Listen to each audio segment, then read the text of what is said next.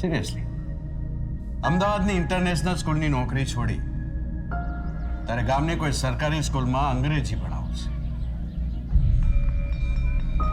પ્રાઇવેટની 1.5 લાખ રૂપિયાની નોકરી છોડી 50,000ની સરકારી નોકરી કરવી એ નથી મૂર્ખતા કહેવાય. આજના મોંઘવારીના જમાનામાં તમારું સેલ્ફ રિસ્પેક્ટ, તમારું એથિક્સ તમને રૂપિયા કમાઈને નથી આપી શકતું. સેટિસ્ફેક્શન ચોક્કસ આપે છે. ક્યાં જાઉં પાછી? ટીમલી અલ્યા ગોડાઓ પગે લાગો બધા. આ તમારા અંગ્રેજીના નવા સાહેબ છે. રમણભાઈ, આપણા ગામના ઘરોની દિવાલ પર આટલી સુંદર ગ્રેફિટીઝ, આટલા સુંદર ચિત્રો કોણે દોર્યા? કોણ ખબર નહીં, કોઈ કશી ખબર નહીં. તે માસ્તર રહેવાનું હું વિચાર્યું? આ ગામનું છેલ્લું ઘર છે ને, ત્યાં રહીશ. છેલ્લું ઘર?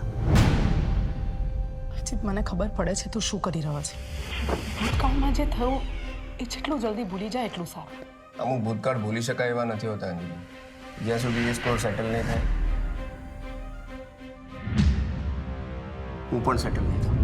એ આ મારું ગામ છે અને મારા ગામમાં ભૂલની સજા મળે, માફી નહીં.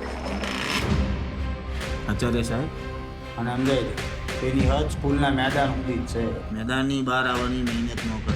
સ્પોર્ટ્સના ક્લાસ લેવાની તમારે શું જરૂર છે? પીટી ટીચર હું છું, તમે નહીં. તમે પીટી છો? આ ક્યારે થયું?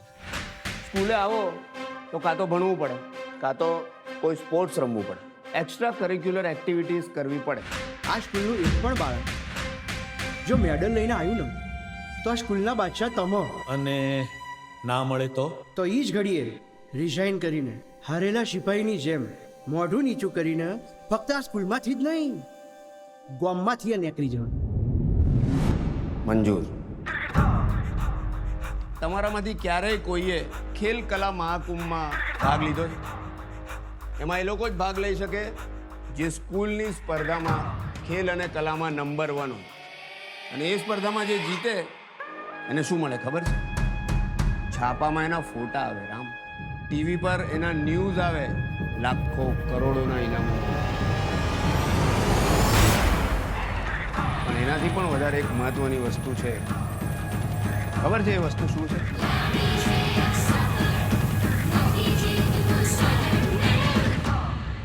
તો મેડલને પરિશ્રમથી કમાવવું પડે, એને ખરીદી ના શકાય. એ સેન્યોરિટા, આમાં નાના નાના ગામમાં મોટી મોટી વાતો થઈ રાખો.